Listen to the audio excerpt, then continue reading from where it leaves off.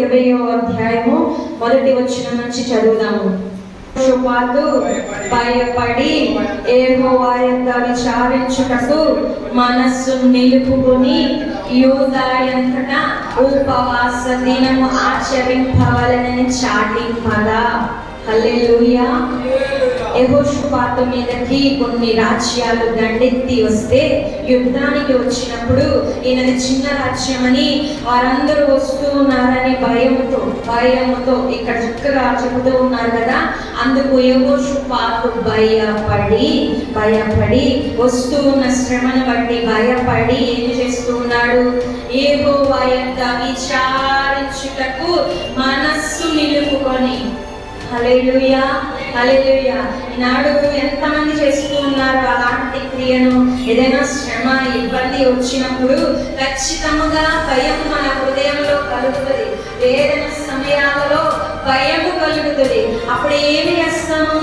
ఆ వేదనలోనే ఆ భయంలోనే కొట్టుకుపోయే వారిగా ఉంటూ ఉన్నారు. కానీ భయపడిన వెంటనే ఉపవాసము ప్రకటించుకొని ప్రార్థన చేసేవారు చాలా అరుదుగా ఉంటున్నారు. అంటే కూడిన మనమందరము కూడా చేస్తూ ఉన్నామని ఆ యొక్క విధమును బట్టి దేవునికి మనం కృతజ్ఞులై ఉన్నాం. అందు గురించి ఒకసారి స్తుతులు చెల్లిద్దామా?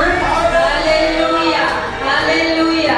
ఇక్కడ యెహోషాపాతు రాజు కూడా అలాగనే భయపడి ఏం చేస్తున్నాడంట? యెహోవా యొక్క విచారించుటకు. ఎక్కడ మనుషుల యొద్దకు పోలేదు.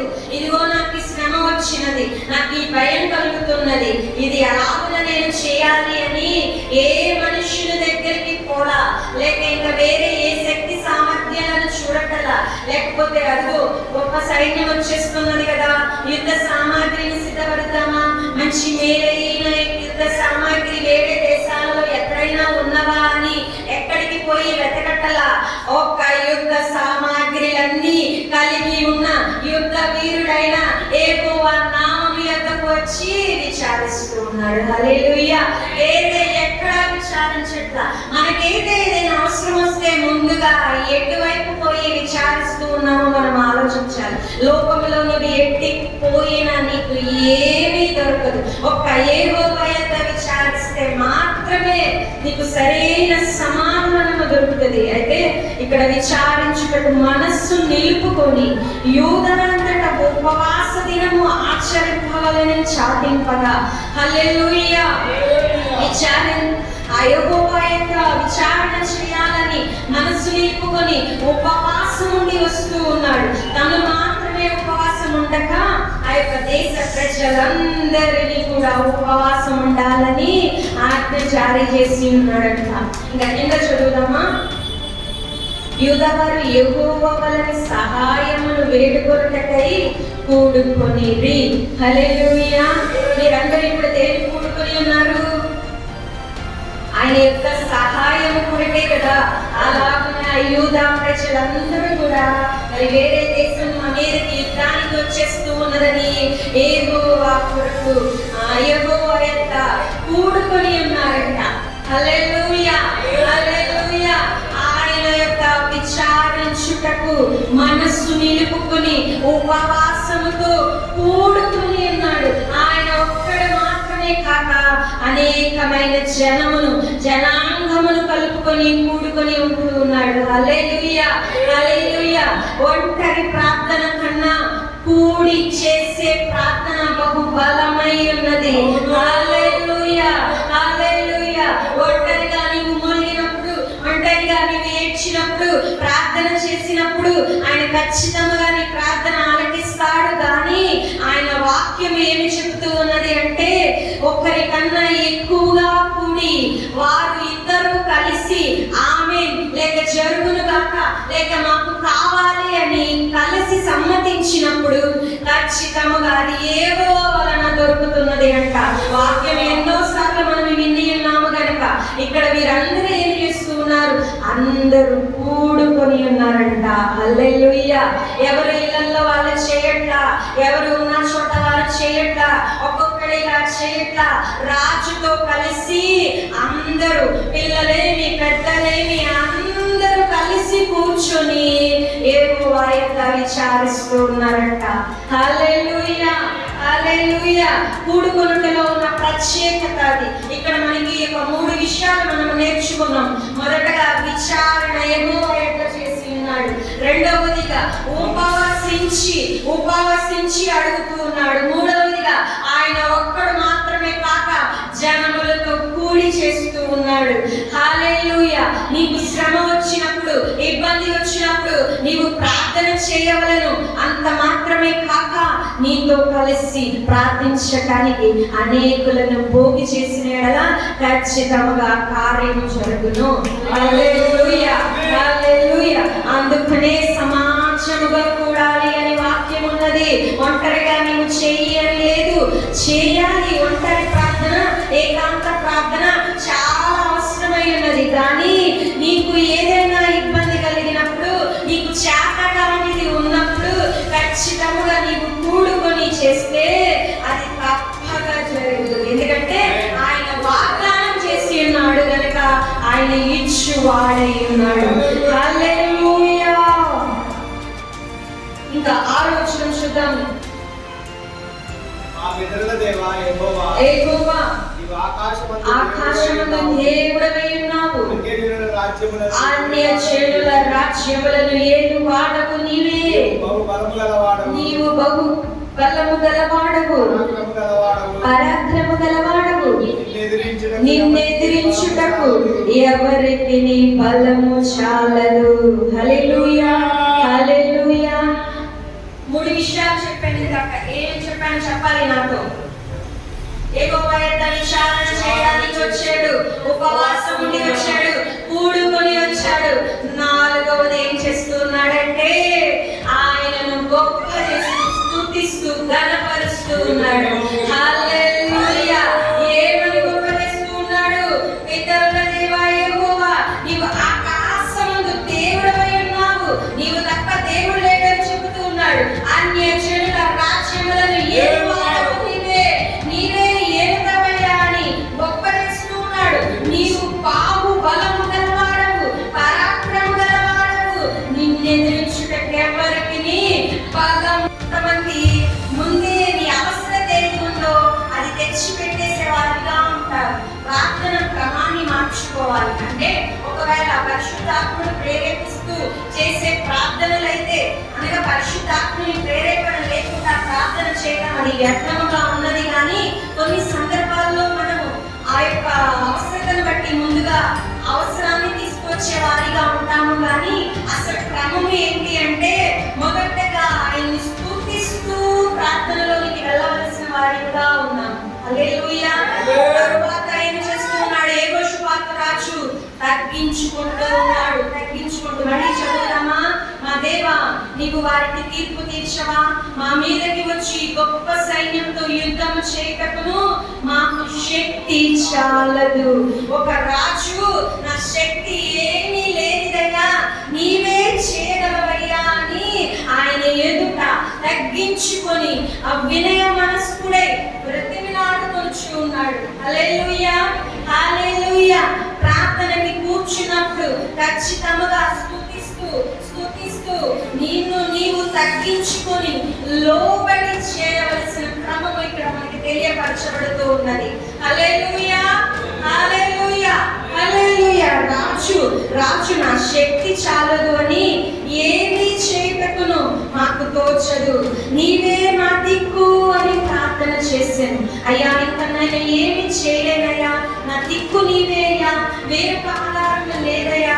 అయ్యా, నాకు యుద్ధ సామాగ్రి ఉన్నది, అది దేనికి పనికిరాదు. సైన్యం ఉన్నది, అది దేనికి పనికిరాదు. దేశం ఉన్నది, ఏమి చేయము తప్ప. ఇంకా రాజు అనగా ఎంతో ధనం ఉండవచ్చును, ఇంకేదో పలుకుబడి ఉండవచ్చును.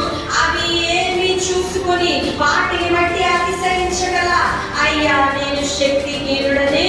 అయ్యా, నాకు ఏమి చాలదు, నా వల్ల ఏమి రాదు, అసలు నాకు ఏం చేయాలో తోచట్లేదు, నా దిక్కు నీవే అని చెప్పి. హల్లెలూయా, హల్లెలూయా. ఎవరైతే దేవుని సన్నిధిలో స్తుతిస్తూ ఆరాధిస్తూ నా దిక్కు నీవే అని ఆయన పాదములు పట్టుకుంటారో ఆయన ఖచ్చితంగా వారి మొర్ర ఆలకించే దేవుడై. హల్లెలూయా, హల్లెలూయా. ఈ విధముగా యెహోషాపాతు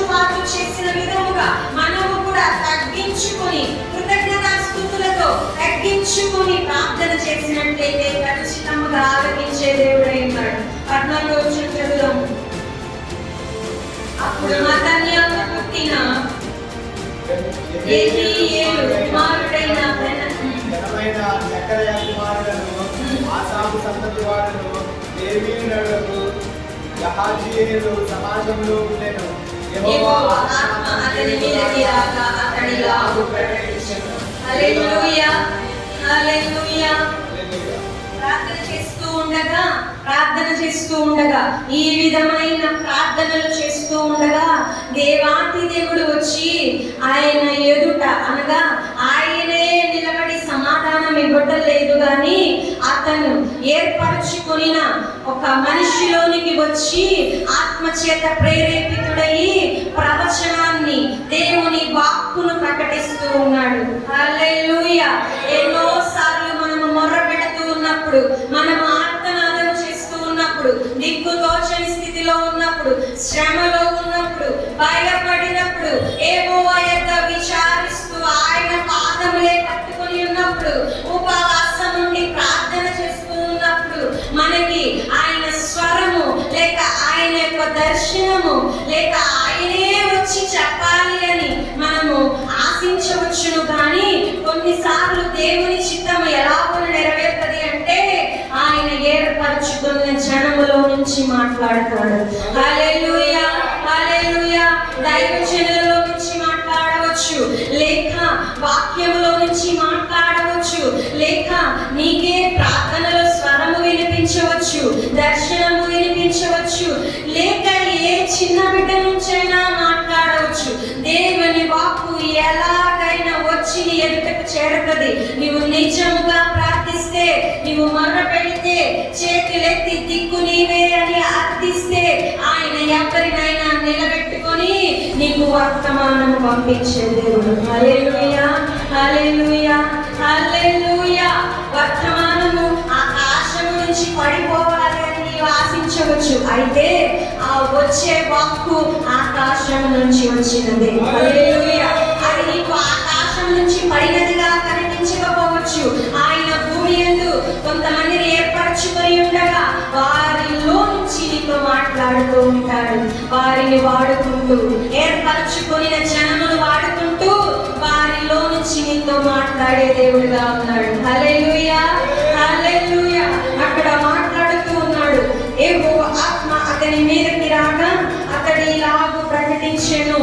యూదావారులారా, యెరూషలేము కాపరస్తులారా, యెహోషాపాతు రాజా, ఆలకించుడి. ఏమనగా భయపడకుడి, చెడయకుడి. మీరు కాదు, దేవుడే జరిగించును. హల్లెలూయా, హల్లెలూయా, హల్లెలూయా. రేపు వారి మీదకి పోవుడి.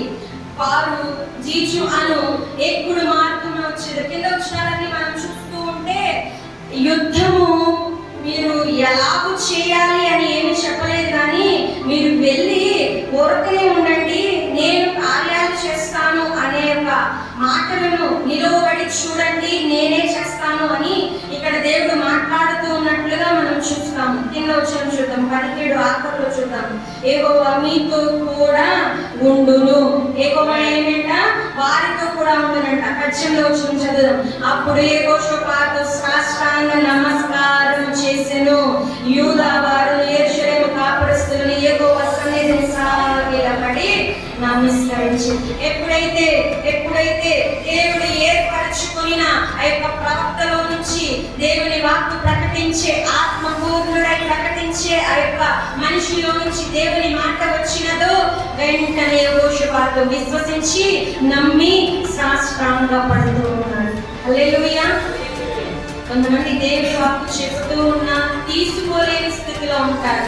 కనీసం ఆమె జరుగును కాక, ఇది నా యందు జరగాలి అని ఆశించేవారు కూడా లేని స్థితిలో మనం చూస్తామండి. అలా నీవు దేవుని వాక్కు ప్రకటించేటప్పుడు నాకు జరగాలి ఇది, నాకు కావాలి ఇది అని నీవు ఆశించినప్పుడు, నీవు ఆమె అననప్పుడు, నీవు జరుగును గాక అని పలుకునప్పుడు నీకు ఏమీ దొరకదు. ఎప్పుడైతే దేవుని వాక్కు పైనుంచి విడుదలవుతూ ఉంటుందో, దేవుని ప్రజలలో నుంచి విడుదలవుతుందో, అవునుగాక ఆమేన్ అని పలుకుట ఖచ్చితంగా జరగాల్సింది. ఎప్పుడైతే నీవు అలా జరుపుతావో యెహోషాపాతు వాక్కు రాగానే దేవుని ఎదుట సాష్టాంగ పడిపోయి నాకు జరగాలి అని, ఇది జరుగుతుంది అని నమ్మి విశ్వసించి దేవుణ్ణి సాష్టాంగ పడి స్తుతించిన వాడిగా ఉన్నాడు. హల్లెలూయా హల్లెలూయా. 20 కింద చూద్దామండి లాస్ట్. మీ దేవుడైన యెహోవాను నమ్ముకొనుడి, అప్పుడు మీరు స్థిరపరచబడుదురు. ఆయన ప్రవక్తలను నమ్ముకొనుడి, అప్పుడు మీరు కృతజ్ఞులు అగుదురని చెప్పాను. హల్లెలూయా హల్లెలూయా. దేవుడైన యెహోవాని నమ్ముకుంటే స్థిరపరచబడతామంట. ప్రవక్తలను నమ్ముకుంటే కృతజ్ఞులు అవుతామంట. కృతజ్ఞత కలిగిన మనసు వచ్చేలాగున మనకి క్రియలను జరిగిస్తాడని. హల్లెలూయా.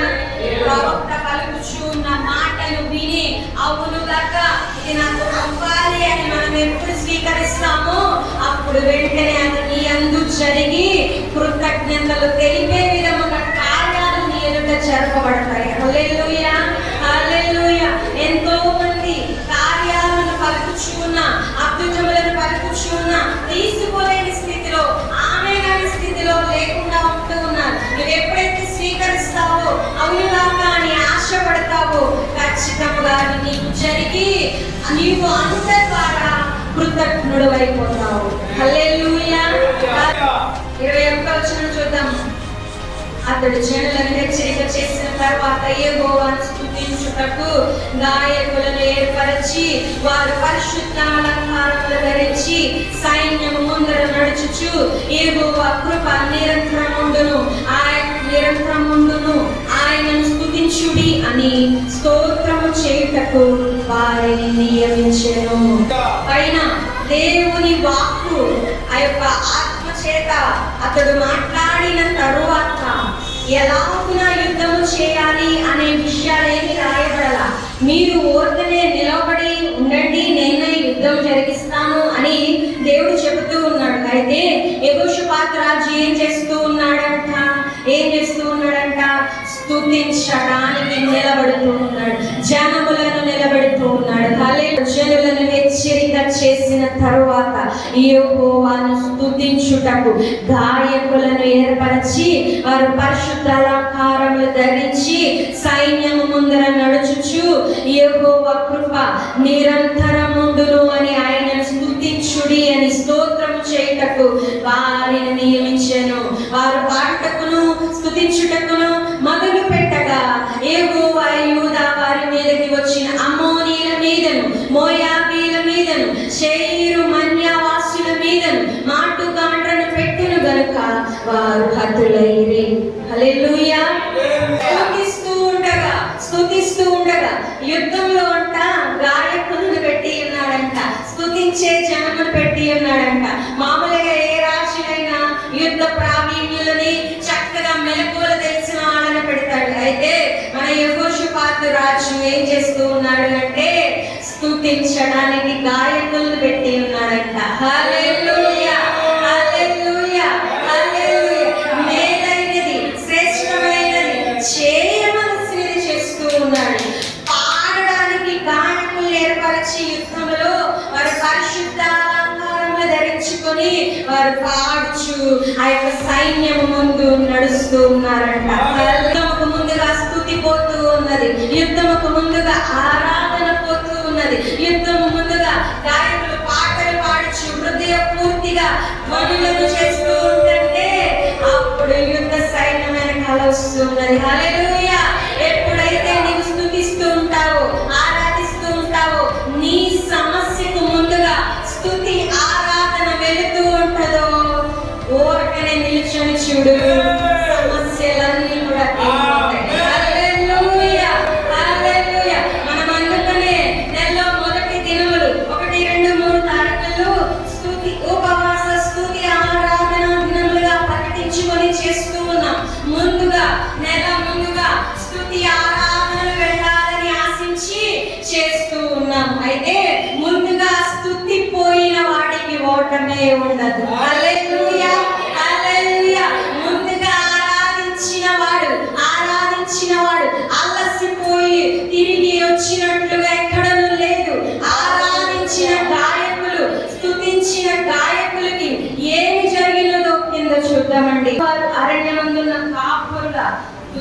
దగ్గరకు వచ్చి సైన్యం తట్టు చూడగా వారు శవములై నేల పడి ఉండేది. హల్లెలూయా.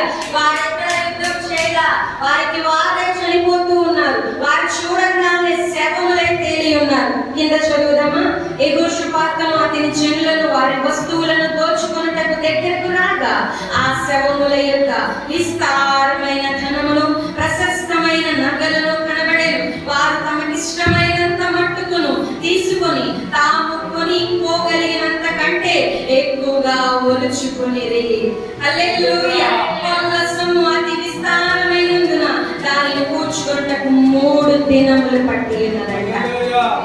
హల్లెలూయా. స్తుతిస్తూ ఆరాధిస్తూ వెళ్ళిపోయి ఊరికనే నిలబడి చూస్తే ఒట్టి చేతులతో ఇంకా మేమేమైనా అయిపోతామేమో అని అనుకున్న వారు ఒట్టి చేతులతో తిరిగి రాకుండా పల్లసము ఇంకా మోయడానికి కూడా లేదంట. వారి చనిపోయిన సైనికుల యొక్క బంగారము ధనము అవన్నీ పడి ఉంటే వాటిని తెచ్చుకోవడానికి 3 దినాల టైం పట్టింది. వాటిని మోసుకు రావడానికి. స్తుతిస్తూ గనక నీవు దేవుని సన్నిధికి వస్తే ఒట్టి చేతులతో వెళ్ళవు. ఆశీర్వాదాన్ని కూర్చుకోవడానికి కొన్ని సంవత్సరాలే పడతాయి. హల్లెలూయా. స్తుతిని నోటిలో ఉంటే చేతిలో ఆశీర్వాదమే. హల్లెలూయా. హల్లెలూయా. నీకు ముందుగా స్తుతి పోతే నీకు ముందుగా కొల్లసము కూర్చుకునే ఆ యొక్క వేదమే కనబడుతుంది. కానీ ఎక్కడ యుద్ధ భూమి, ఏడుపులు, నిట్టూర్పులు, ఓడిపోవడం, ఈ ప్రయాస నీకేమీ అవసరంలా. నీవు ఏమి యుద్ధం చేయవసరంలా. నీవు స్తుతిస్తూ నిలబడు, స్తుతిస్తూ నిలబడు, ఆరాధిస్తూ నిలబడు. నీకు ముందుగా ఆశీర్వాదం వచ్చు. హల్లెలూయా. హల్లెలూయా. ఆశీర్వాదం పోగేసుకోవడానికి పట్ట చాలంతగా పుణ్యపడుతూ ఉంటే నువ్వు చేతులతో ఆపలేవు. నీ వల్ల కాదు. ఒక్కసారి దేవుడు ఆశీర్వదిస్తే అది ఆపుట ఎవరి వల్ల కాదు. ఏ మనుషుడు దాన్ని ఆపలేడు. దేవుడు ఏర్పరచుకున్న వారిని ఎవరు ఆపలేడు. దేవుని పిలుపు నీకు ఉంటే ఖచ్చితంగా నీవు పని చేయవలసినదే. నిన్ను అభ్యంతర పెట్టుటకు ఎవరు సరిపోరు. మరి ఏదను నీకు విరోధముగా రూపించబడదు. నీవు అడుగు వేస్తే ఆయనే నీ ఎదుట కార్యాలు జరిగిస్తాడు. నీకు ముందుగా దేవుని ఆరాధిస్తూ స్తుతి నడిచినట్లయితే పట్టజాలంత విస్తారముగా ఫలము నీవు కోసుకుంటావు. హల్లెలూయా. యెహోషాపాతు దిక్కు తోచగా భయపడి యెహోవా యొద్ద విచారణ చేయడానికి వచ్చి ఉపవాసం ఉండి ప్రార్థన చేస్తూ తగ్గించుకొని స్తుతించి ఆరాధించి తగ్గించుకొని ఏం చేస్తూ ఉన్నాడు? యుద్ధ భూమిలో ఆరాధన మొదలు పెట్టి ఉన్నాడు. ఎప్పుడైతే ఆరాధన జరిగి ఉన్నదో, పూర్తయి ఉన్నదో, వెంటనే ఆశీర్వాదాన్ని మోయలేనంతగా మోసుకొని పోతూ ఉన్నాడు. అయితే ఇంకా యుద్ధం అయిపోయినది కదా, చక్కగా ఫలము దొరికేసినది. స్తుతించుట వలన, ఆరాధించుట వలన, ఉపవసించుట వలన, ప్రార్థించుట వలన, యెహోవా యొద్ద విచారణ చేయట వలన యెహోషాపాతుకి ఆయన రాజ్యానికి చక్కగా ఆశీర్వాదం వచ్చినది, ఫలము వచ్చినది. పట్ట చాలంతగా 3 దినములు కూర్చుకున్న ఇంకా మిగిలిపోయే అంతగా వారికి ఆశీర్వాదము దక్కి ఉన్నది. అయితే ఇంకా చాలే అని ఆ ధనాన్ని ఇంటికి తీసుకెళ్ళి, నగలను ఇంటికి తీసుకెళ్ళి హాయిగా ఇంట్లో కూర్చోగా ఏం చేస్తూ ఉన్నాడో కింద చూద్దాం. 26వ వచనం. 4వ దినమున వారు బెరాకా లోయలో కూడి అక్కడ వారు యెహోవాకు కృతజ్ఞతాస్తుతులు చెల్లించినందున నేటి వరకును ఆ చోటికి బెరాకా లోయ అని పేరు. బెరాకా అనగా స్తుతి అని అర్థం. హల్లెలూయా. హల్లెలూయా. చక్కగా కొల్లసము దొరికి ఉన్నది, ధనము బంగారము దొరికినది, యుద్ధం అయిపోయింది, శత్రువు ఓడిపోయి ఉన్నాడు. మనకి ఏం బాధ లేదు. తీసుకున్న వాటితో, సంపాదించిన వాటితో హాయిగా పడుకుందాం, బొచ్చుందాము, చక్కగా తిని మంచిగా ఎంజాయ్ చేద్దామని రాజు ఎంత మాత్రము అనుకోవట్లా. ఏం చేస్తూ ఉన్నాడు? వెంటనే 4వ దినమునే అనగా యుద్ధం పూర్తయిపోయి ఆ కొల్లసము మొత్తం తీసుకొచ్చేసిన వెంటనే 4వ దినమునే కృతజ్ఞతాస్తుతులు చెల్లించడానికి వెళ్ళి కలిసి ఉన్నారంట. కూడుకొని మరలా అందరూ ఒక లోయలో కూడుకొని కృతజ్ఞతాస్తుతులు చెల్లిస్తున్నారు. హల్లెలూయా, హల్లెలూయా, హల్లెలూయా. ఈనాడు క్రైస్తవుల్లో చాలా మంది కూడా ఆ యొక్క సమస్య తీరే వరకు ఎంతో పరిశుద్ధులుగా బ్రతుకుతారు. ఈనాడే మాట ఇచ్చేస్తారట, అయ్యా నువ్వు నాకు ఈ కార్యము చేయి, నేను ఇప్పుడే ఈ క్రియను వదిలిపెడుతున్నాను, లేక ఇక నుంచి ఇలాగా ఉంటాను, నీకు అది చేస్తాను దేవా, ఈ విధమైన ఆరాధనలు చేస్తాను, చక్కగా వాక్యం చదువుతాను, ప్రార్థనలు చేస్తాను, సువార్త ప్రకటిస్తాను, సాక్షినై ఉంటాను, ఏదో ఆయనతో ఒప్పందాలు చేసేవారిగా ఉంటాడు. దేవుడు అలాగనే దీవించేవాడిగా, ఆయన నమ్మకస్తుడై ఖచ్చితంగా దీవించేవాడిగా ఉన్నాడు. దీవెన పొందిన వెంటనే మరలా వాగ్దానాలని మర్చిపోయేవాడిగా ఉంటూ ఉన్నాడు. హల్లెలూయా, హల్లెలూయా. నీవు మొక్కుకొనుట కంటే మొక్కుకొనకుండా ఉండుట మేలని వాక్యము ఉన్నది కదా. అందువలన నీకు కార్యం జరిగిన తర్వాత నీవు ఏదైతే మాట ఇచ్చినావో, ఒకవేళ నీవు మాట ఇచ్చినను ఇవ్వకపోయినను నీవు యెహోవా ఆశీర్వాదాన్ని చూసేవు గనక ఖచ్చితంగా స్తుతులు చెల్లించాలి. హల్లెలూయా. యెహోషువాకు అదే చేస్తూ ఉన్నాడు, మరలను స్తుతిస్తూ ఉన్నాడు, మరలను ఆరాధిస్తూ ఉన్నాడు. సమస్యకు ముందు స్తుతించాడు, ప్రార్థనకు ముందు స్తుతించాడు, సమస్య తీరిపోయిన తర్వాత ఆనందంలో స్తుతిస్తూ ఉన్నాడు. హల్లెలూయా. ఎక్కడ స్తుతి మర్చిపోవాలా, ఆరాధన మర్చిపోవాలా, కృతజ్ఞత కలిగిన హృదయమును విడిచిపెట్టాల. కృతజ్ఞుడై ఉన్నాడు. ఎక్కడ కృతజ్ఞత భావము విడవక ఉన్నాడు కనుక ఆయనకు ఖచ్చితంగా దేవుడు ఇంకనూ కూడా ఉంటూ ఉన్నాడు. ఇంకా కింద వచ్చినాడు, చదువుదామా.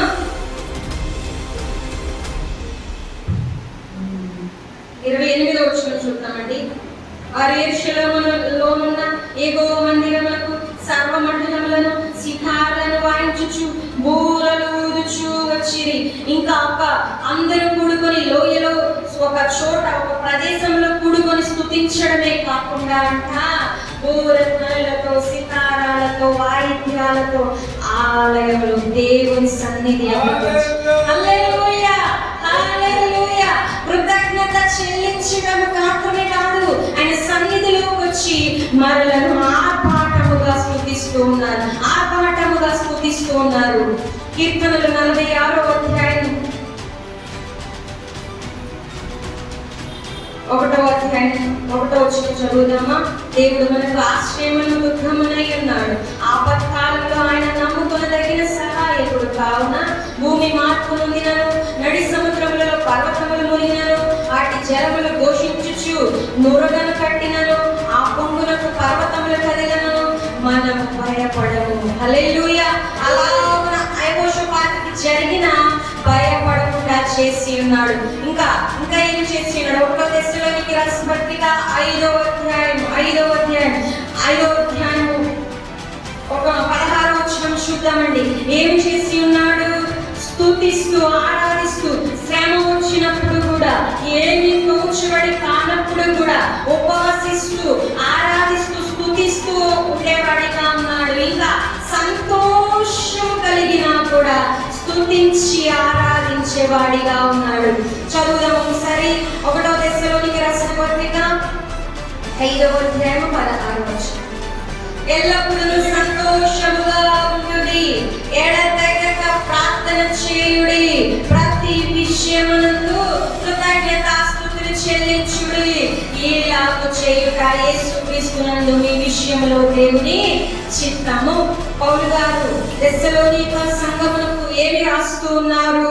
ఎల్లప్పుడూ సంతోషముగా ఉండుడి, ఎడతెగక ప్రార్థన చేయుడి, ప్రతి విషయమునందు కృతజ్ఞతాస్తుతులు చెల్లించుడి, ఈలాగు చేయుట యేసుక్రీస్తునందు మీ విషయంలో దేవుని చిత్తము. యెహోషువాకు అదే చేసి ఉన్నాడు.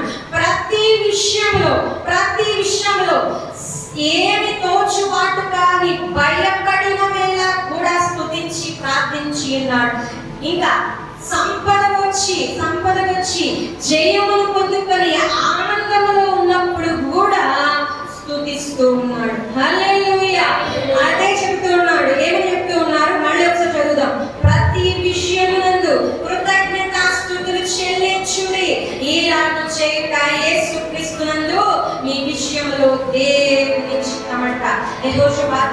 దేవుని చిత్తమును నెరవేరుస్తూ ఉన్నాడు. దేవుని చిత్తమును ఏమని ముందు నువ్వు స్తుతించాడు, ముందు నువ్వు కృతజ్ఞతాభావం కలిగి ఆయన గొప్ప చేశాడు. సమస్య తీరిపోయి జయం వచ్చిన తర్వాత కూడా స్తుతిస్తూ ఉన్నాడు. మేళతాళాలతో గంభీర ధ్వనులతో గొప్ప ఆర్భాటముగా ఆరాధిస్తూ స్తుతిస్తూ ఉన్నాడంట.